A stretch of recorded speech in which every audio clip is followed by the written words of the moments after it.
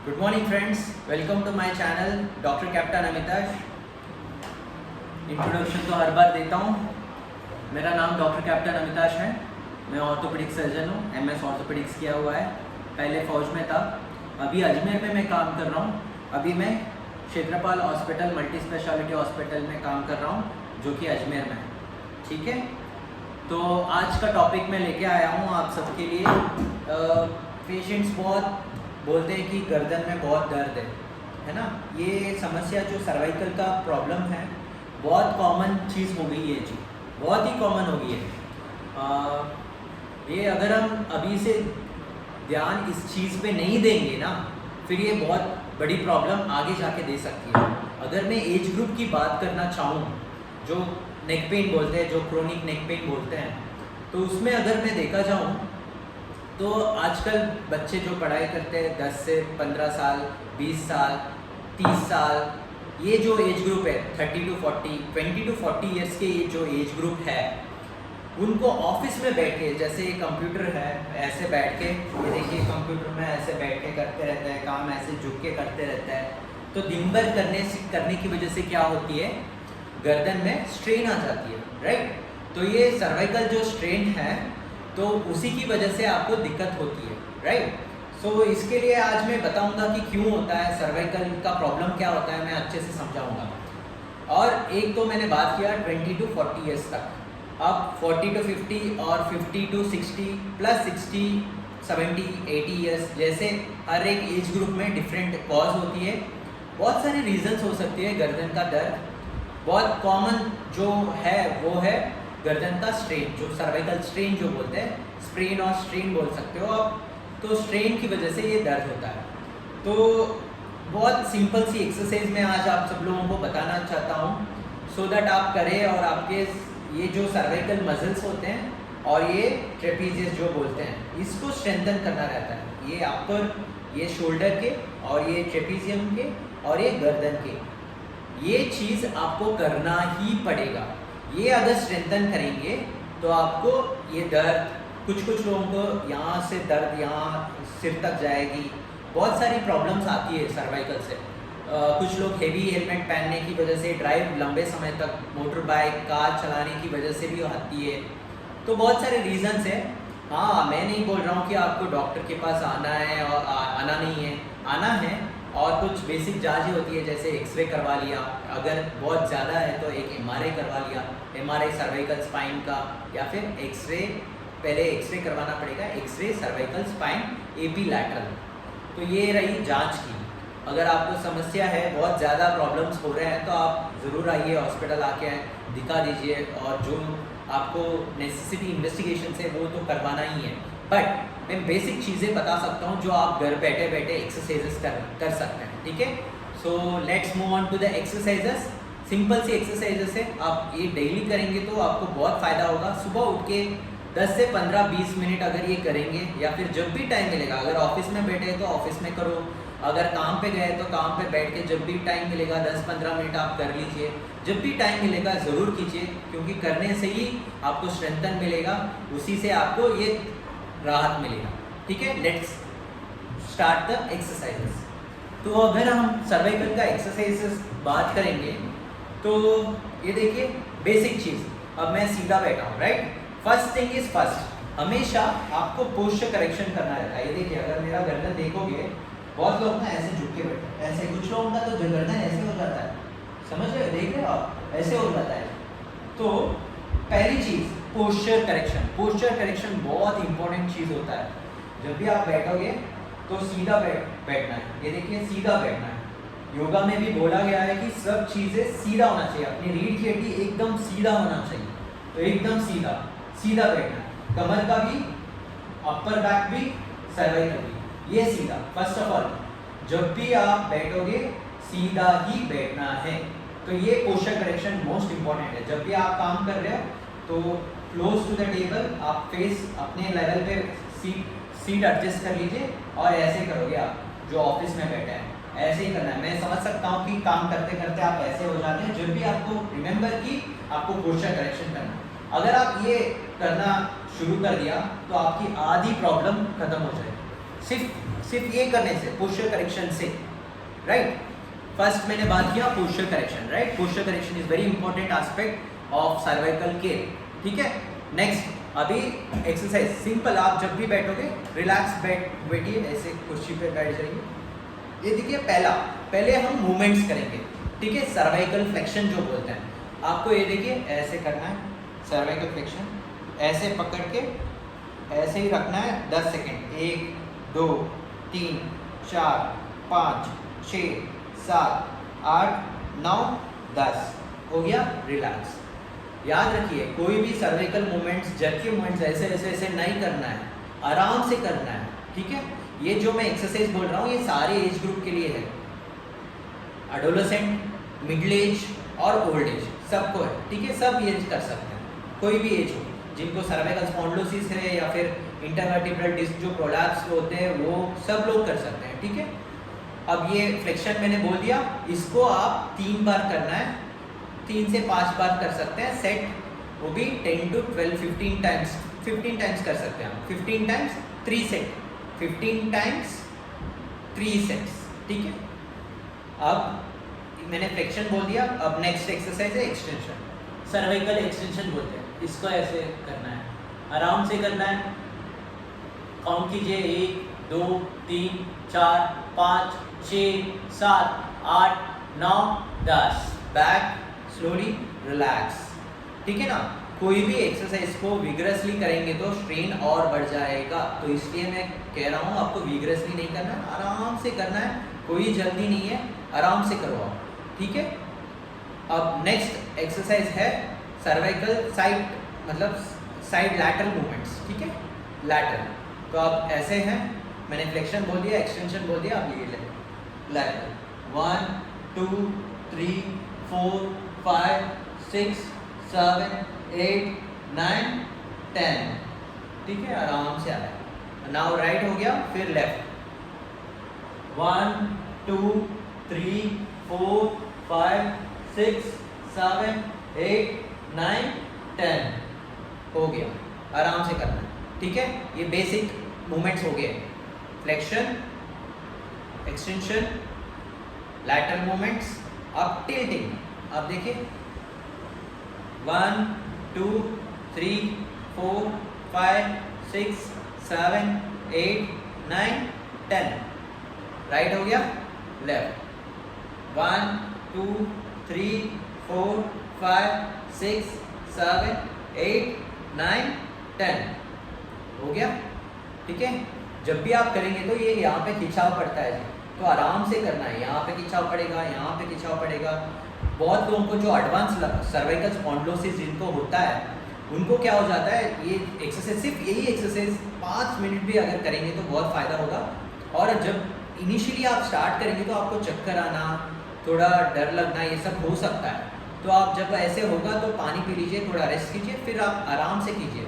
हर आदमी या फिर औरत या फिर बच्चे या जो भी है ये जो एक्सरसाइज कर रहे हैं, आपको अपनी कंफर्ट लेवल में करना है, ऐसे नहीं कि आप कर रहे हैं ना, अपनी आप पे जितना आपका बॉडी अलो करेगा मूवमेंट्स के लिए उतना ही करना है, उसमें जोर नहीं करना है, ठीक है। ये बहुत इंपॉर्टेंट है। अब मैंने बेसिक मूवमेंट्स मैंने दिखा दिया, अब शुरू करते हैं विथ रेजिस्टेंस। जो बेसिक चीज़ें हैं मैं बताऊंगा। अब फॉरवर्ड फ्लेक्शन जो सर्वाइकल फ्लेक्शन का है विथ रेजिस्टेंस कैसे करते हैं मैं दिखाता हूँ। ये देखिए, ऐसे जो दोनों ऐसे थंब को रख लो, यहाँ पे चिन पे रखो, अब इसको ऊपर की तरफ दबना है, ऊपर की तरफ लेना है और चिन को नीचे की तरफ दबाना है। ये देखिए रेजिस्टेंस, विथ रेजिस्टेंस मैं दिखाता हूँ। रेडी, स्टार्ट, गो। 1 2 3 4 5 6 7 8 9 10, रिलैक्स। ये थोड़ा एडवांस है विथ रेजिस्टेंस वाला, बहुत रेजिस्टेंस देना पड़ेगा। ये हो गया। अब एक्सटेंशन का रेजिस्टेंस देंगे, सर्वाइकल एक्सटेंशन का, ठीक है। 1 2 3 4 5 6 7 8 9 10।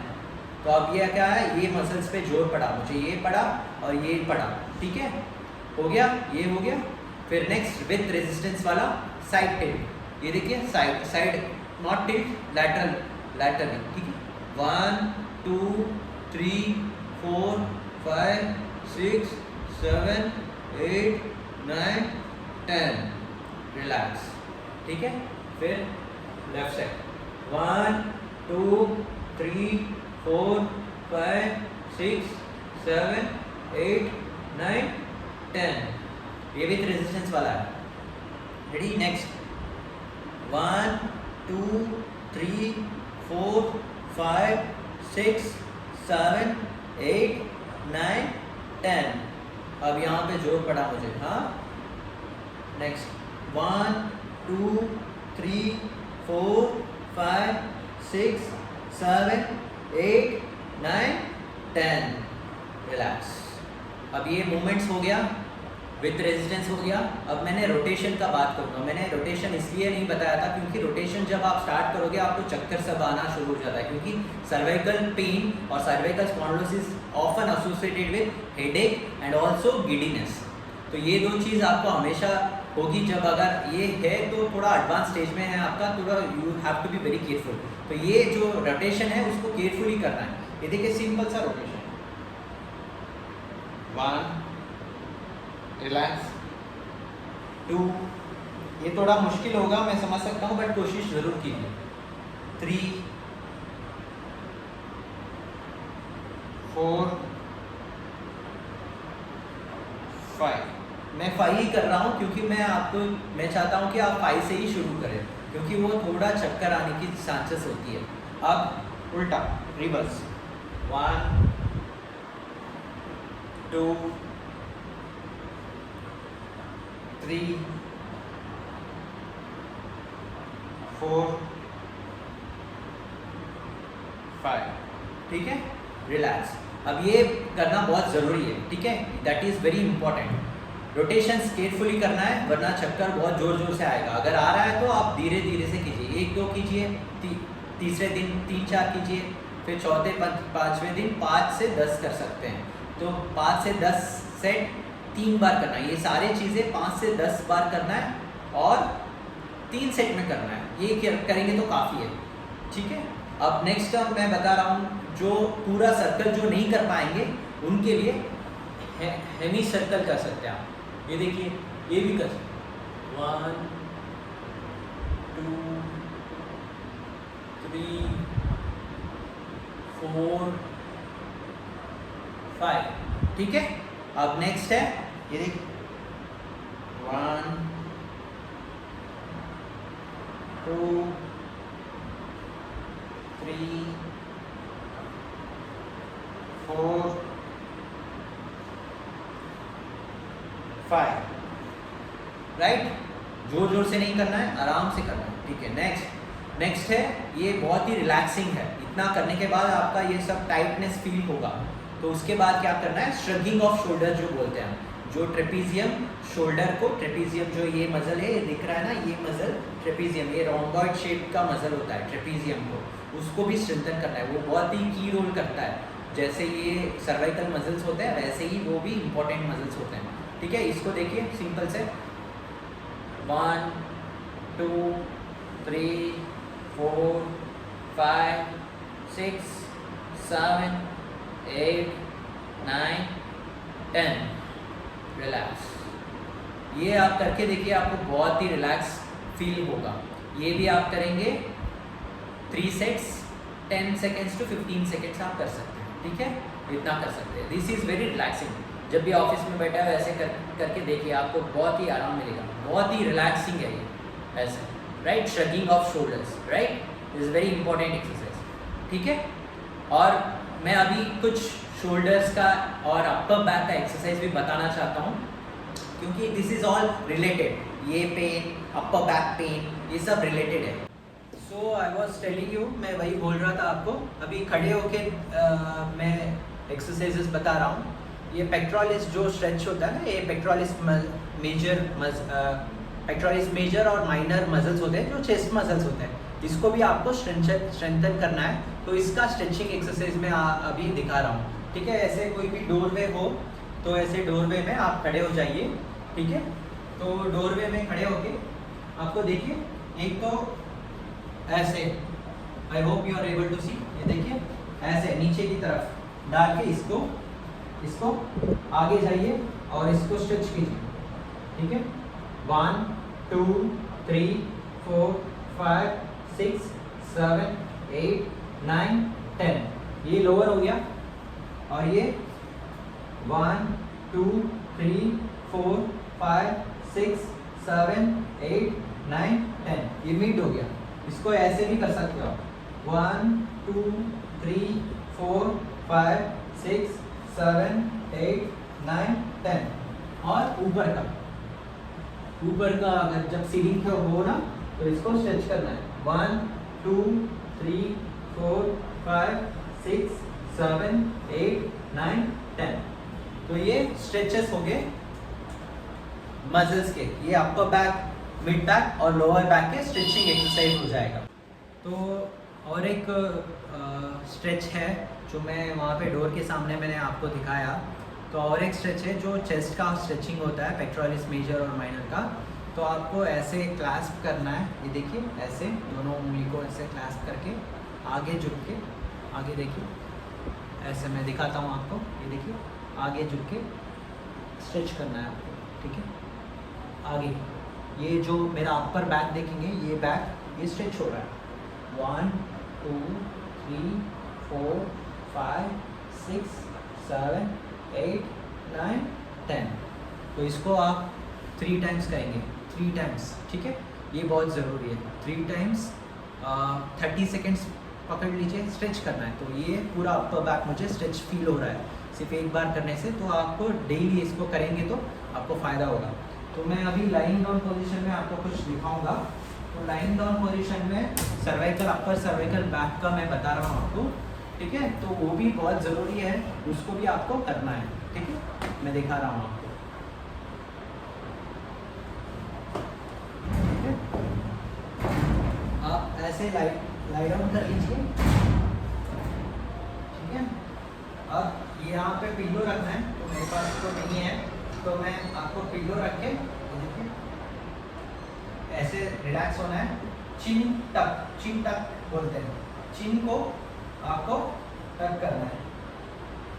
1 2 3 4 5 6 7 8 9 10, रिलैक्स, ठीक है। 1 2 3 4 5 6 7 8 9 10, रिलैक्स। तो मैंने वो एक्सरसाइज बता दिया। नेक्स्ट आपको उल्टा प्रोन के, है ना, आपको प्रोन पोजीशन जो है ना, ये प्रोन पोजीशन में आपको शोल्डर लिफ्ट ऑफ टेस्ट बोलते हैं इसको, ठीक है। तो इसमें क्या करेंगे, आप उल्टा लेट जाएंगे। अगर आप देख पा रहे हैं तो इसको स्ट्रेच करना है, 1 2 3 4 5 6 7 8 9 10, रिलैक्स, ठीक है। ऐसे 3 सेट करना है आपको शोल्डर का। ये 3 पोजीशन में होता है, इस तरफ, और दोनों हाथ को इसको ऐसे करके ऐसे उठाना है, 1 2 3 4 5 6 7 8 9 10, ठीक है।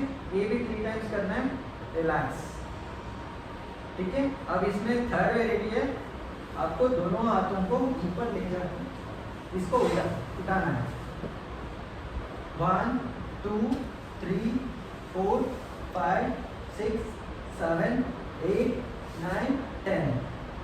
थोड़ा मुश्किल रहेगा, अगर आप कर पाएंगे तो कर लीजिए, ठीक है।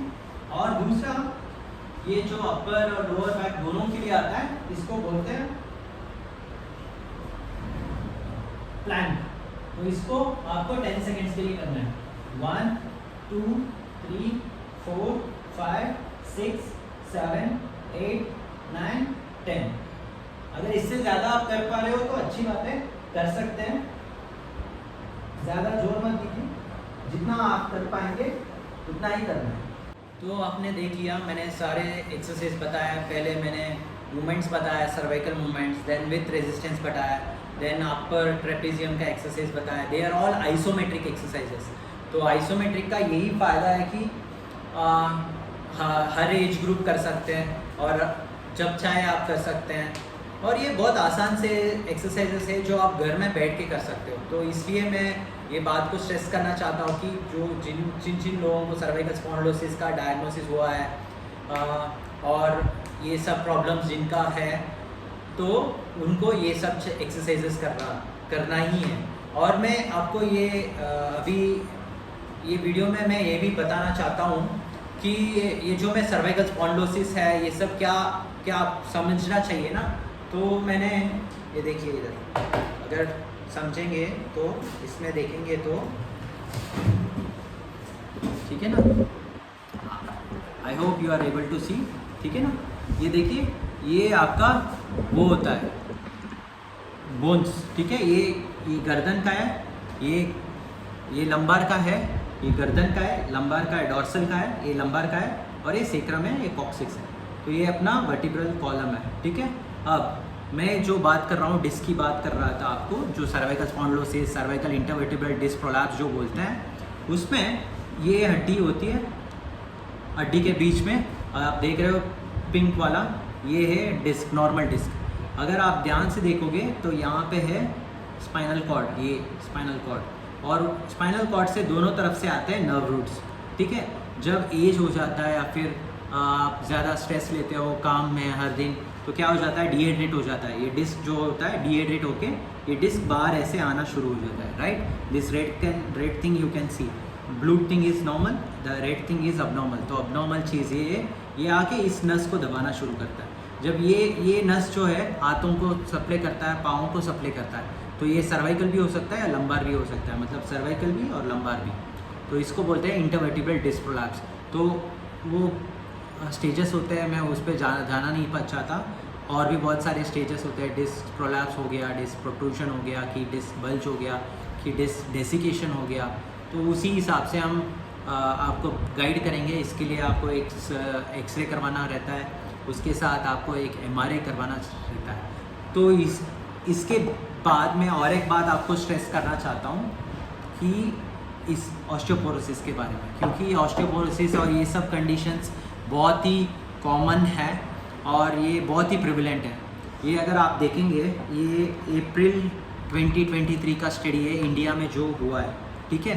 अब ये बताता है ऑस्टियोपोरोसिस कितना प्रिविलेंट है, कि हर 3 औरतों में एक और हर 5 आदमियों में एक ये नॉर्मल हड्डी होती है, ये ऑस्टियोपोरोटिक हड्डी होती है। देख सकते हो आप, ये ट्रेबैकल, ये सब बोन मैट्रिक्स जो देखोगे तो ये ठीक है, नॉर्मल है, और ये ऑस्टियोपोरोसिस है। मैं जो बोल रहा था 50+ लोगों को ये प्रॉब्लम, हर 3 औरतों में एक और हर 5 आदमियों में एक जन over 50 years will experience osteoporotic fractures बहुत कॉमन होती है। ऑस्टियोपोरोसिस जो हड्डी खोखली हो जाती है, तो हड्डी खोखली होती है तो क्या होता है, हड्डी टूटने की चांसेस बढ़ती है। That's what I was. तो मोस्ट कॉमन होता है हिप में, मतलब हिप में और स्पाइन में और रिस्ट में। तो ये 3 मोस्ट कॉमन साइट होती है। अगर आप देखेंगे तो ये नॉर्मल हड्डी है जी आपकी, ठीक है। This you can see the, अब ये देखिए, ये खोखलापन, ये लॉट ऑफ खोखलापन है ना, मतलब हड्डी इज ट्रेबैकुलर वीक है, ये सब वीक है, ठीक है। अगर क्या होगा, इस स्टेज में रहेंगे तो अगर मान लो आप स्लिप हो गए, कहीं गिर गए, तो डेफिनेटली आपकी हड्डी टूट जाएगी। तो that's why you have to come from osteoporotic to at least osteopenia, at least normal हड्डी। तो इसलिए कैल्शियम, विटामिन D3 की गोली लेनी बहुत ज़रूरी होती है। इसके लिए हाइड्रोफॉस, बिस्फोस्फोनेट्स भी आते हैं, वो ओरली मंथली डोज 150 mg का हाइड्रोफॉस आता है, वो भी ले सकते हो आप। बट ये सब चीज़ें आपको डॉक्टर को दिखा के उनके गाइडेंस के अंदर ही करना है। और इसको जांच करने के लिए आपको ऑस्टियोपोरोसिस का बोन मिनरल डेंसिटी के एक टेस्ट होता है, वो जांच करवा लेंगे तो उसमें T स्कोर और Z स्कोर हमें मिलता है, तो उसी हिसाब से हम ट्रीटमेंट देंगे। तो इसलिए हमेशा जो 50+ है, आप अपना जनरल चेकअप करवा लें और BMD स्कैन करवा लें। हमारे हॉस्पिटल में भी होता है, तो if you have problems you can visit us and get opinion done, ठीक है। तो इतना कीजिए आप। तो इतना आप अब तक सुने हो, तो बहुत थैंक यू, और thank you so much for supporting me. आप इतना सपोर्ट कर रहे हो तो मुझे भी अच्छा लग रहा है, और मैं कोशिश करूँगा कि आपको ऐसे ही यूज़फुल वीडियोस आपके आपको हेल्प हो, जो आपका डिसीज़ को मॉडिफाई करे, तो मुझे भी अच्छा लगेगा। और thank you so much for the support. Thank you.